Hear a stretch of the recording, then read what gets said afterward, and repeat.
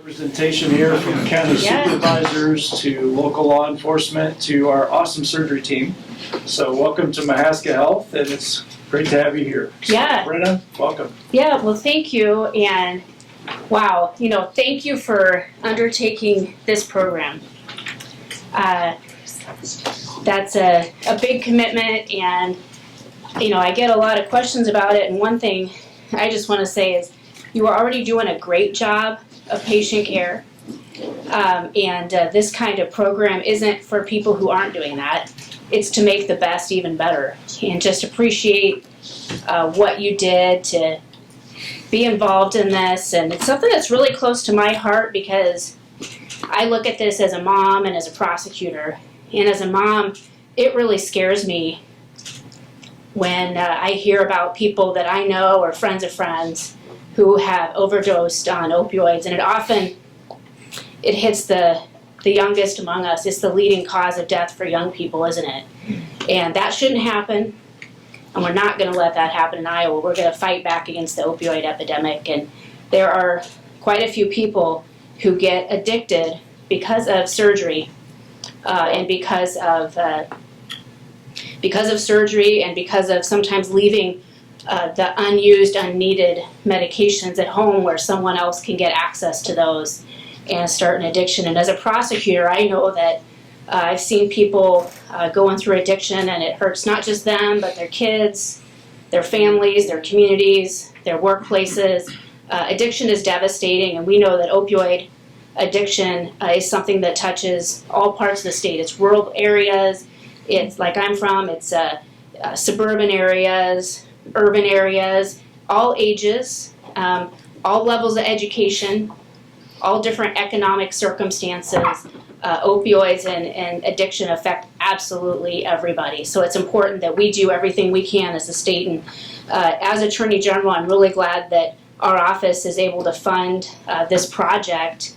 It's like a pilot project where it's testing out the concept because we want to make sure it's going to work and be able to prove the results, show that it's helping people. And John's going to go through some numbers in a little bit, but every time you're looking at those numbers showing less pills, think about the people behind that, because that represents fewer people getting addicted, and it represents fewer people dying from an overdose after an addiction. So those are some real numbers there. And I also have to say that the whole state of Iowa is experiencing this problem, because I work in all 99 counties, and a lot of times I'll do like a town hall meeting, everybody asks their questions or says the thing they're mad about, whatever it is. And then at the end, a lot of times I stick around and people come up to me afterwards and they'll tell me something. I am amazed by the number of people that I wouldn't have thought it'd be them that come up to me and tell me about the struggles they had with an opioid addiction after surgery, and tell me about the path they went down. And that's the good news, because they went through treatment and recovery and just kept at it through treatment. If they were struggling there, they just kept at it until they were able to be sober again. But that really gets my attention, I will tell you that. And that's why you wonder where the money comes from. Well, we have a certain amount of the opioid settlement funds in our office, and have used them for this project. But that money comes from the drug companies that did the bad things to, I'll say, give doctors misinformation about opioids and what the appropriate amount of prescribing, all that was, that caused people to be addicted by having too many opioids available to them. So we're using that bad thing that happened for something good to try to prevent people from becoming addicted even in the first place. So I think that's another good highlight. And I want to just hit a couple numbers so that you know just what we're talking about when we're talking about the prescription pills. And here I'm talking about prescriptions, not the illegal drugs that are coming across the border. This is only about medical prescriptions. But there's 3 billion leftover pills in our country every year, and 10 million in Iowa. That's quite a few. And that's why John and Goldfinch are working hard to take care of this. And about 61% of the pills go unused. So that means they sit around in, like your bathroom drawer or your medicine cabinet, wherever you keep that kind of thing. And 6 to 10% of surgery patients become persistent opioid users. Now that's a number that really gets our attention too, because we do not want that to happen. The opioid crisis has killed more people in America than World War I and II combined. So it is a great threat to our whole country. And as a prosecutor, another statistic that really gets my attention, of the people that are found to be using illegal heroin, and heroin is a tough drug that is really hard on people, and it's hard to kick too. About 80% of them got started first using prescription opioids. So they had a legal product they were using and then eventually got addicted to the horrible drug of heroin. John's going to give you some numbers, but there's one I think we just have to repeat twice. That's why I say it too. We're talking about those leftover pills in people's cupboards, right? After a procedure. If there's a single prescription in a household for opioids, that increases somebody in that household's likelihood of an overdose by 60%. If there are 2 within 6 months, 2 prescriptions within 6 months, it increases the likelihood that somebody living in that house is going to have an overdose by 625%.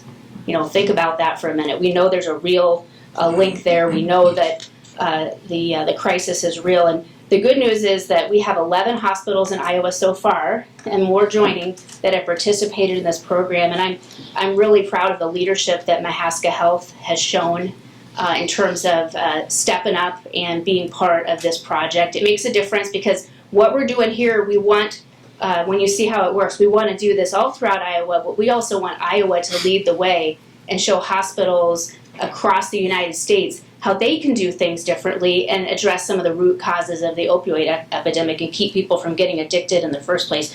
And John's going to tell you the results, but they are really encouraging. It's also really nice to see real numbers too, to know that we can make a real difference, and what you're doing is making a very real difference.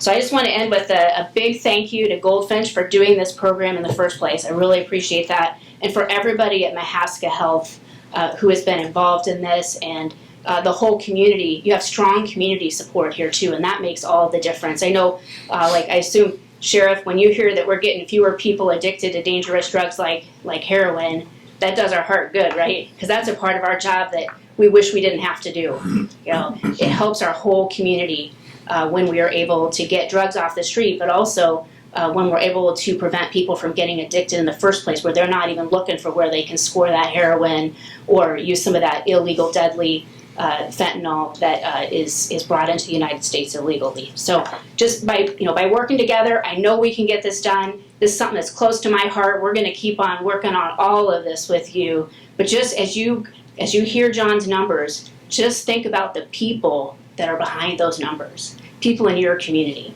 I think it's pretty neat, and I think everybody here deserves the credit for making it happen, because here at Mahaska Health, you are leading the way in combating the opioid epidemic, and I really appreciate what you're doing. Thank you.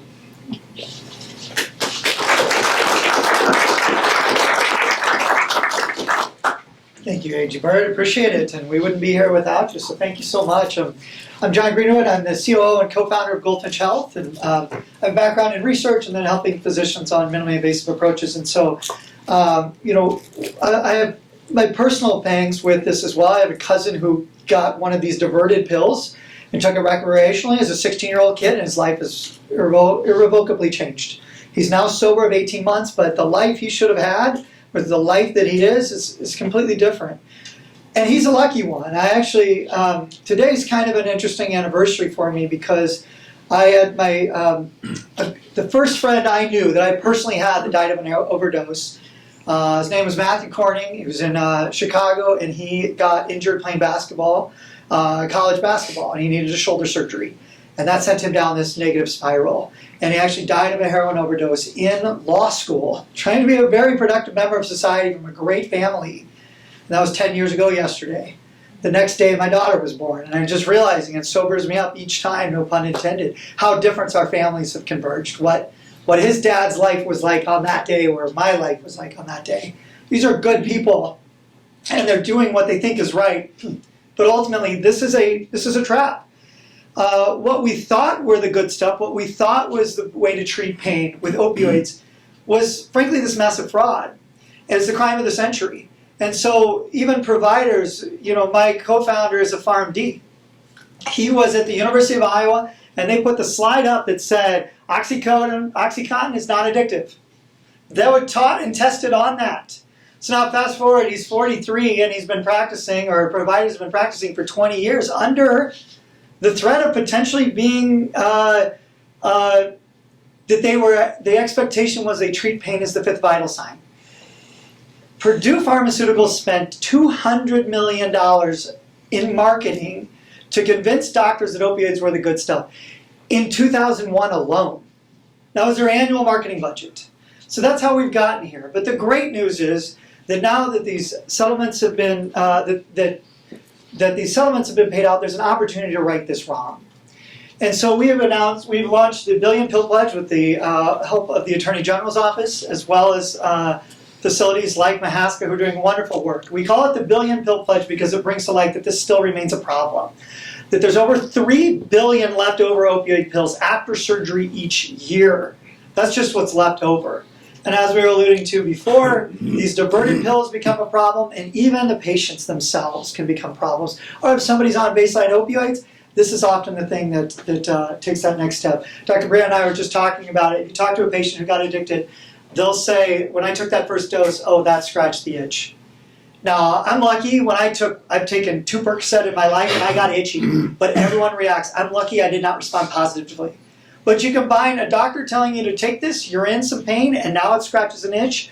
This is extremely incendiary. So if you want to advance it. So what we've done, just as a high level, what we've done to help with the Billion Pill Pledge is that we come in and we talk a lot about what's called enhanced recovery after surgery. This is the most revolutionary thing that's happened in the OR in the last 40 years. It's really about, instead of doing things the way we've always done it, which is what a traditional approach to surgery is, and we'll get into that in a second, what if we made every decision about how to optimize the patient going into the operation? And lo and behold, the results are remarkable. And this is very inexpensive. And after we kind of get through that coefficient of friction, we kind of get over a couple of small hurdles, this becomes extremely efficient and better outcomes, which we'll allude to in a second. We also provide each patient with prepared for surgery toolkits. We provide our own. Mahaska's another innovative approach too. They've developed their own spin on it, that they provide each patient that has something very tangible for them, some critically important things going into surgery that patients respond really well to. And another thing that I think the American healthcare system just is lacking in general is that the traditional approach to surgery is we say, all right, we're sending you home. We'll see you in 2 weeks for your follow-up visit. By the way, the doctor's not even reimbursed for that follow-up visit. And if you've had a C-section, it's going to be 6 weeks. I'll see you in December. Good luck. Oh, don't forget your baby on the way out. Get your opioids. It's a really terrible scenario. So we're really leaning into the emphasis of having a nurse follow up. That's the most trusted profession in America. Sorry, surgeons. But being able to call and say, hey, this is normal, this isn't, or proactively outreaching to say, here's how you actually take your pain medications. Our traditional approach is, here's a bunch of opioids, good luck, and you're going back to your farm an hour away in Iowa. It's a really rough scenario. So having that extension of clinical care is really critically important. And Mahaska, the nurse team who's up front for good reason, is really taking the bull by the horns and running with this. So it's really wonderful. If you want to go to the next slide. I want to take you through, I've got 2 slides that are a little clinical. I know this is a smart group though, and we want you to understand a little bit more of the science behind what we're doing. This isn't just about holding hands, that's part of it. But this is really about optimizing that patient through surgery. So if you want to just go through the gray line and pause for a second, Kevin. So a traditional approach, this is a traditional approach to surgery. We're looking at stress. For some reason, more stress is down. But a patient, this is kind of your feelings. This is physiological and psychological, just how you're feeling both mentally and physically. And so traditionally what we say, if anybody's had surgery themselves, they've probably been given the instructions, don't eat or drink anything after midnight, the night before your operation. It's been around since the 1940s, and it is, if there's one maxim, it's that, and it's the exact wrong way to prepare a patient for surgery. The American Society of Anesthesiologists, the foremost body on this subject, said stop doing this back in 1999. They've come out repeatedly saying that is undermining the patient's health and nutrition.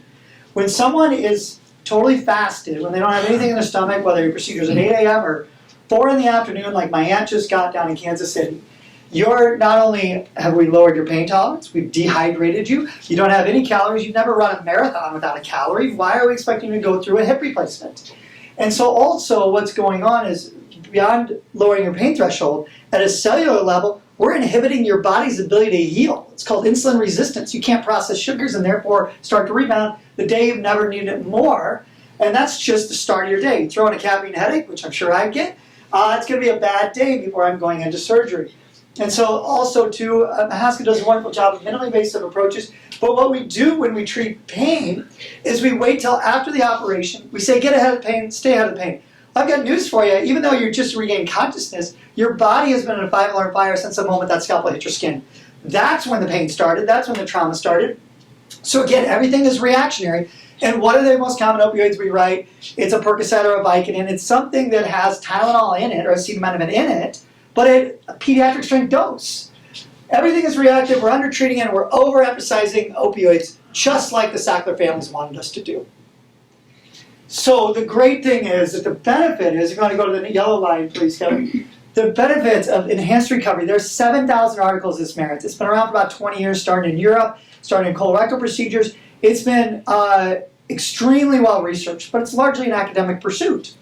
But we don't think it should be that way. We want to bring this to the masses. We want to bring it to Mahaska and Story and Cherokee and Ottumwa. And so what this is really about is optimizing that patient. So what do you need to do instead of don't eat or drink after midnight? You can't have a chicken sandwich right before your surgery.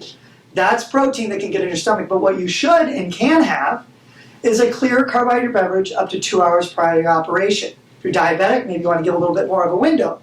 But what the heck is a clear carbohydrate beverage? It's not skim milk, but it is black coffee. That doesn't seem to make any sense. So that's why oftentimes providers say don't eat or drink anything, because I know you can at least follow that instructions. But one of the great things that we've been able to do, the Mahaskas, even their own kits, is we build in a CF pre-op. This is a drink specifically designed to be taken before the operation begins. It's through your stomach in 90 minutes, water's through your stomach in 20 minutes, and ultimately this spikes your blood sugars, it improves your care, it helps even the nurses get a line, and has been shown to have a dramatic impact. In fact, so dramatic that Harvard did a study. They took half of their joints, they gave them a Gatorade, and the other half they said, no, don't eat or drink anything. And the half that got a Gatorade left the hospital an entire day sooner. So a facility like Mahaska with 25 beds, if we can get more people home, that means better care, where patients are recovering at home, and by the way, lower costs to the state as well, because those are not as expensive of a procedure. Now the other component that's really important, and this gets to the heart of the opioid epidemic, where we can make the claim that you can treat pain better and do it with fewer opioids. By the way, opioids and pain pills, those terms are not synonymous. This is about using multiple methods of non-addictive pain pills before the procedure even begins, so you're truly upstream of that pain. I know I used to live in North Carolina, I had a lot of military friends. When they would go into forward combat theater, they would take some of these medications in case they endured trauma. They had those on board. There's a 100% chance if you're going to get scheduled to get your knee replaced or a hysterectomy, you're going to have some trauma. So by treating a patient with, preoperatively we say a little TLC, a little Tylenol, we all know how that works, kind of your central nervous system, Lyrica, or gabapentin, which quiets your nerves, and Celebrex, which is like ibuprofen but doesn't interfere with any potential bleeding risk during surgery. And then you do a long-acting block, like you might get at the dentist, one that lasts for a couple of days. You do expectation setting. You maybe do a spinal. You do heat and ice. And I've talked about 7, 8 different things. Not one of those is an opioid. Not one of those is going to shut down your ability to breathe. And so if you are preparing a patient going into surgery, truly getting ahead of the pain, so if you do need an opioid afterwards, you can still have it. But it's not the first thing off the shelf. It's the last thing off the shelf. And it's the first thing you set down. And so this is how we prepare the patient better for surgery, better for that day. You do some other things like anti-nausea medications that we know happen. So you've dug a much shallower stress out, and people bounce back so much faster. I don't just mean discharge from the hospital faster. I mean if there's even any employers in here, it gets people back to work over a month faster. You're talking about disability payments and stop loss, all of these benefits when you get a very modern version of surgery instead of the way we've always done it. And so that's what's really exciting about enhanced recovery. You don't have to take my word for it. Please Google it if you want to go on to the next one too. But this is really about trying to deliver that education and make sure that we've kind of overcome some of those hurdles. It's a little bit more about education as well, too. This is the last clinical slide, and we'll get into some of the numbers. We also want you to be very, very aware of what's going on with opioids, how they're working. So it's really, you got to give the devil their due. Brilliant marketing to get us convinced that these are pain pills, that this is the only way to treat pain. When the reality is, when the National Safety Council looked at, when they realized that more young people, as A.G. Bird was discussing, were dying of overdoses than automobile accidents, they put out an official report. They not only looked at the side effects and all the challenges, but I love it that they worked with an independent group called the Cochrane Institute to look at how well do these drugs even work. And what they found was that tramadol, you have to treat basically 1 in 9 people for one of them to get a really robust response to pain. We know this is kind of a weak agonist, so it's not really incredibly surprising, but not super effective either. A placebo might be something similar. But now we're getting a little bit more serious. When someone takes Percocet, 1 in 5 patients have their pain scores go from an 8 to a 4. And if someone is at a 10, what are we doing? We're giving a 10 milligram injection of morphine right in their muscles. And 1 in 3 respond to that. That's not as good as over-the-counter ibuprofen. What's happening here is you see that these opioids, not only do they become less effective the more you use them, but what they're doing, it's kind of like you're running your central nervous system is running a marathon, and by the time it gets to that last mile, we're stepping in and we're saying, okay, the opioid's cutting that off. We're helping you disassociate by binding to your brain on the mu receptors. So it's very reactionary and trying to kind of cut it off at the pass. But these ibuprofen, these NSAIDs, and some of these others, they work more at the cellular level. This works to interrupt what's called the arachidonic acid cascade or the inflammatory cascade. It chemically addresses your body's overreaction to the surgery. So you're actually addressing it here. The problem is this is generic, so you didn't have this brilliant marketing machine behind it. But what I think is most exciting is that when you combine acetaminophen, also known as Tylenol, with ibuprofen, that is 3 times more effective than Percocet, which, by the way, also includes acetaminophen at a very low dose. And so ultimately, it's extremely effective. We're not entirely sure how, but they help each other work better together.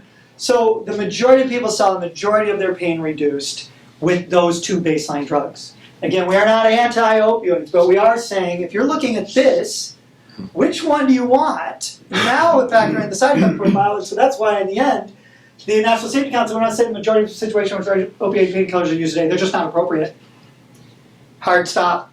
And so that's what's really Mahaska has embraced and really driven, because they've seen the data, they've seen great results. And if you want to go on to the next slide too, we'll get into that as well. So we've been working now for a few months, and what's great, as A.G. Bird's talking about, we've got great results. That's why it's about surgery. It's very tangible and trackable. And so working with general orthopedic, OBGYN, podiatry, urology, even ENT. So let's go on to the slide. So what's really exciting about this is some of the best results of the entire program.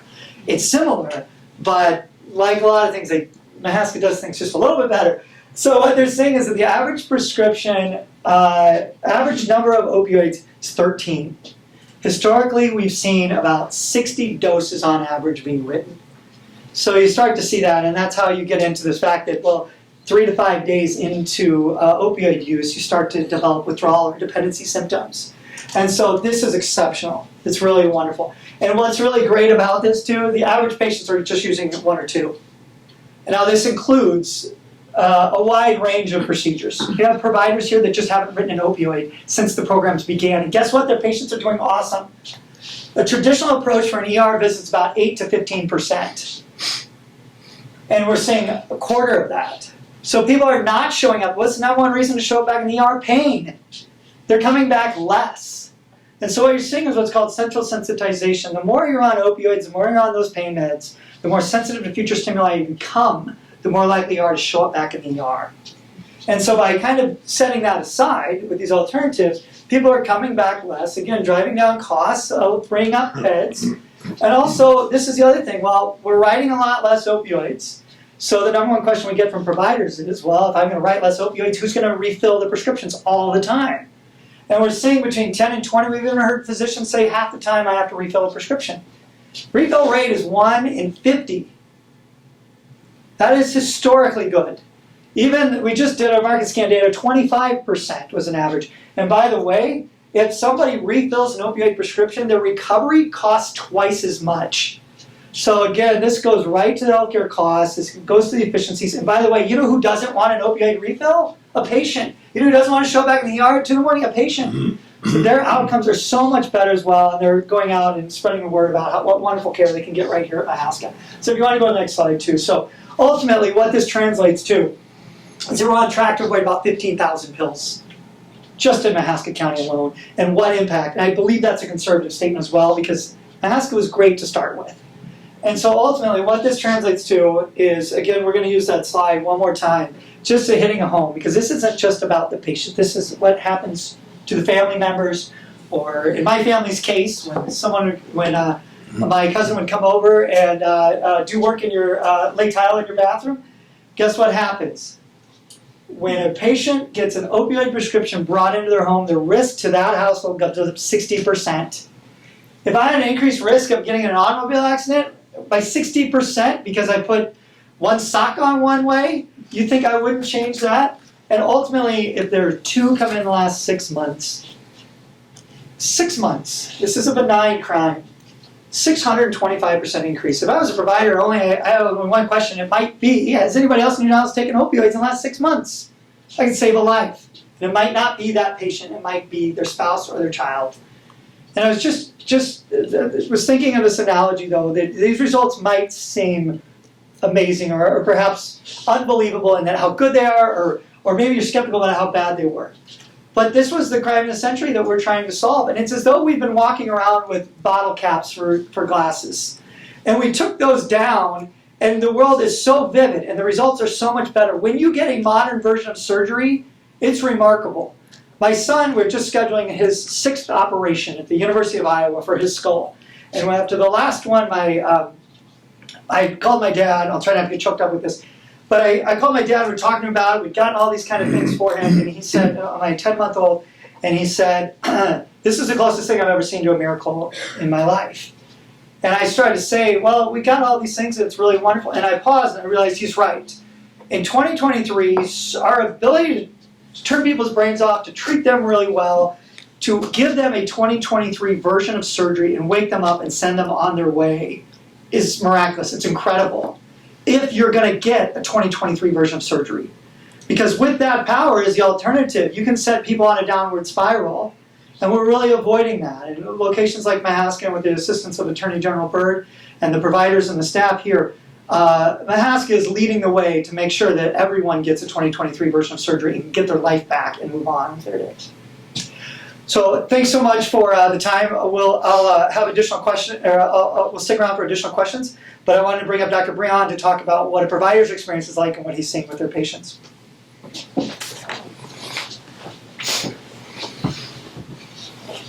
Well, I have to say it's an honor to speak to this group, Attorney General Bird, to you and everybody that's here as a provider, as a surgeon. Many of our providers could stand up and give this discussion with you, and so I'm honored to get to do that on behalf of Mahaska Health.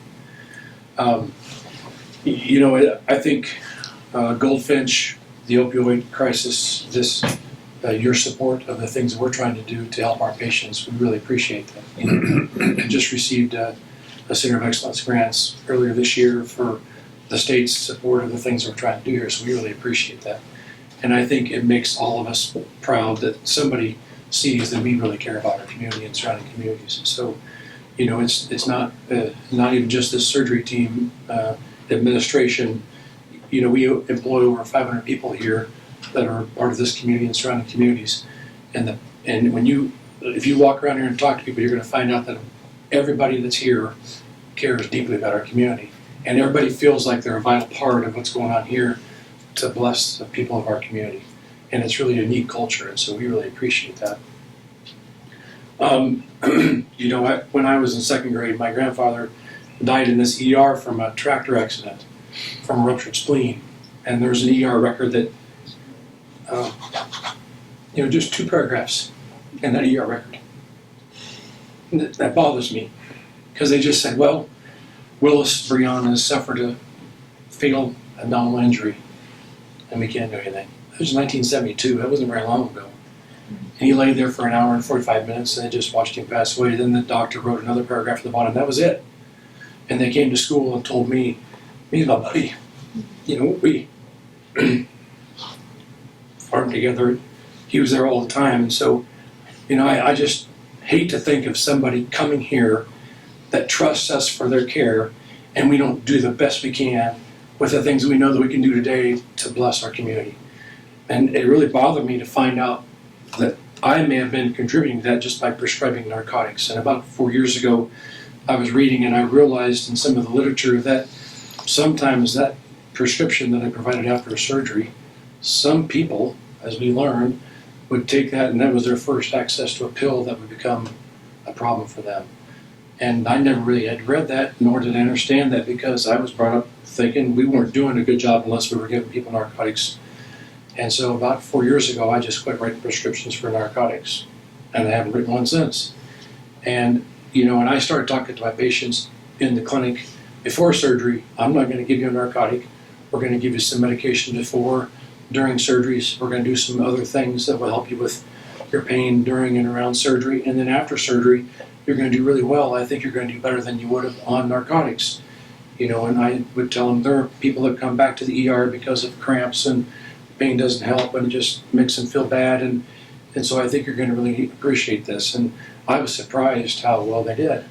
And started talking to my partners and I think the nurses would see that difference with the patients that we saw. So when Dr. Cole Morgan, the surgical oncologist that now works with us, came, and I think he connected and introduced this Goldfinch idea, this plan for us, it seemed to fit with what we were trying to do. We've been doing minimally invasive surgical practices for a long time. My partner's been here for almost 40 years. He was initiating minimally invasive practices before I came 22 years ago. When I came here, I realized that bowel preps, we were making everybody get a bowel prep before they took their colon out. So they'd come in sick and dehydrated and hypokalemic, and then we would take them to surgery sick. And then we wondered why they didn't recover very quickly after surgery, and so I quit doing bowel preps before surgeries, except for very specific instances. It's amazing, instead of a 10-day hospital stay, they could sometimes leave in 3 days. They just felt better after surgery. We weren't afraid to start feeding them after surgery, and even some liquids if our anesthetist didn't know about it before surgery. But these are things that are rapidly changing in the medical field, and there's just lots of old practices and old patterns that are hard to break. Narcotics is one of those. Drinking up until 2 hours before surgery with a carbohydrate-rich drink, that's a hard thing to break for some anesthetist. And so when you can break those things and you can prove that it makes people do better, anecdotally, we see those patients do better. I mean, it's not hard. We don't need to look at the numbers. We see them do better. And everybody's like, well, why haven't we been doing this all along? And it's, and so it's really a blessing when we all see these things that we're implementing with your support, the ideas that you have. I appreciate that. And then the ability that you have to even help us develop our own kits, to use our nurses who know our patients best to communicate with those people and to maintain the relationships we try to have between our community and our providers here at this facility. I mean, it's just been a great opportunity for us to just take another step, because we're all about serving our community and communities. We're all about doing the best that we can. And I don't think I've seen a person die in our ER from a ruptured spleen since I've been here. It's pretty exciting. It's also nice to know that I'm not contributing to somebody maybe getting an addiction because I give them a stupid opioid prescription for something that I really don't have to do anymore. And it's amazing how well they do after those surgeries without any narcotic pain medications. And we're not talking little surgeries, we're talking colectomies, we're talking hysterectomies, C-sections, total joint replacements, urologic procedures. So, that's something that we're all talking about more in some of our medical director meetings and in our meetings. And we're just excited about the potential that it has for just taking that next step. Yeah. So, thank you. Wow, that's awesome.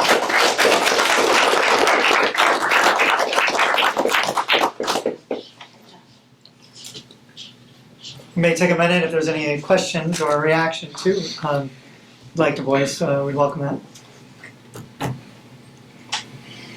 I think this is exciting. Representative Kenneth McCullough's first year being a representative, and to have the opportunity to be with everyone around this table is fantastic. But just knowing that we can change something in the hospital world without actually destroying the protocol that always has been, I should say, and knowing that if we don't try and do something new and different, we're never going to be able to break what we have going here. So Brenna, thank you for taking this upon Iowa, and I look forward to working with you guys and making sure we get this passed. And I'm sure Ken, you feel the same way, that this is just fantastic. And Kevin, I mean, you are always on the forefront of all of this stuff, so thank you to you in this hospital. So we really appreciate you too. So You got a great team. thank you. Yeah, yes, you do. Yeah. You have a fantastic team. So thank you.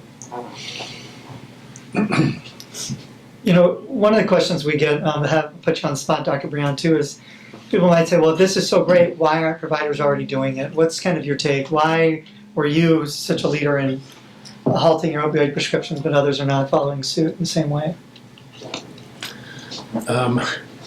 You know, and I'm included in this bunch, but we can be kind of stubborn. You know, I think we're committed to our skill set, like anybody would be. But you know, I think the amount of time you spend preparing to the thing you eventually get to do, you know, 13, 15, 17 years of college, you get to the place where you're finally like, okay, I'm here, and the things you've learned, you carry those with you, and you think, this is the best that I can do. And the cool thing about being a provider with a group of people that you are accountable with, people I'm sitting here with, my patients, you know, I see them at the grocery store, we see them everywhere. I think the providers that we have here are more up to looking at the faces of the people they work with and the people that they treat, and they're saying, am I really doing the best? Mm-hmm. And when you see that maybe there's things you could do better, then even though you've got those dogma and all those that tradition behind you and all that commitment and all the hours that you put into what you're doing, the people you serve are committed to do what they do. They put a lot of hours into what they do, and we have to say, if it's better, I'm going to have to try it because I really owe it to you to do the best, even if I have to change and learn something.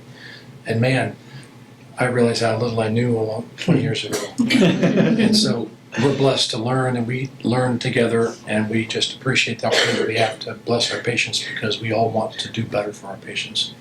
So we're very sympathetic to providers too, because ultimately they're responsible for so much in that patient care, and to change their habits and go to a little bit unknown, even if you think it's going to be better and you're extremely busy, we start to see why providers are reluctant. But that's why I also want to recognize, I know they claim to be shy, but the nursing staff here has done a wonderful job, because in order for a provider to change what they're doing and send a patient into the world, they need to be able to know that those patients are taken care of. And so that nursing follow-up is so critical to help them understand. A patient might get all the right instructions from the provider the day of their operation, but we also give them Versed, which is a drug that literally we give you to help you forget your day. And now we're giving you really important instructions. So that's what's been really nice even about the program, is to be able to say to the providers, hey, this is what patients are actually doing when they go home. That's not really existed before. And so now you can react to that data instead of saying, well, here's 60 doses of opioids. I just don't want to see, want you to have to be in pain for the next 2 weeks, or at least be without medication for the next 2 weeks. That's kind of been what we've traditionally done. But now being able to work on actionable data that the nurses have provided, that gives a little bit more comfort for the providers to change their habits. It's not an easy thing for them to make those phone calls either. No. I sit outside sometimes, I'm doing my work on the computer after a day or between cases, and I hear them out there making those phone calls, and they have some pretty interesting phone calls. And they get into some interesting discussions, and I love to listen to the creativity and just spending the extra time so they understand things they're trying to get across to those patients, so I appreciate them doing that. So that's why I asked the nurses to do it, not the doctors. Did you hear what I just said? I'm just kidding. I'm totally Yeah, I think that definitely, there's the science and the providers, the surgeons have to be behind it, but the nurses and everyone who helps answer questions, right? That's the secret weapon behind the whole thing. Because I think we've all always appreciated nurses, but as when I had a newborn baby, right? And I'm trying to figure out whether I'm supposed to take him to the doctor or not, right? Because you're not supposed to take him if they're not really sick, but how do I tell what's the difference between sick, really sick? I don't know, it's a little baby. So being able to talk to a nurse and to talk things through and really understand what we need to do to take care of our families and ourselves. That's what healthcare is all about. That's what it's all about. So I hope that also everybody who works here, when you go home tonight, that you just take a moment and pause and think, because of what you did and this new approach, there are people that we don't even know which ones they are walking around in your community who aren't going to get addicted to opioids. Imagine that. It's because of what you did right here at Mahaska Health. And I just want to point this out too. Usually your ice pack is yellow because that's your colors, but you have a special one here, right? This is Mahaska. They're leading. Yeah, leading the way. We've got the Mahaska Health purple right here. So. At least they didn't go cyclone colors, so we'll Come on now. Any other questions or anything on your mind? Well, I just say, Brenna, thanks for coming to my hometown. Yeah. I look around and I'm one of the few in here probably was born in this hospital a few years ago. And I didn't know what today was about, Kevin, but thank you for the leadership you've always demonstrated. And thank you for putting this together because I had no idea. Thank you. Yeah. Wonderful. Well, thank you all for the time. I appreciate it. And spread the word, please. Thank you. Thank you. Thank you.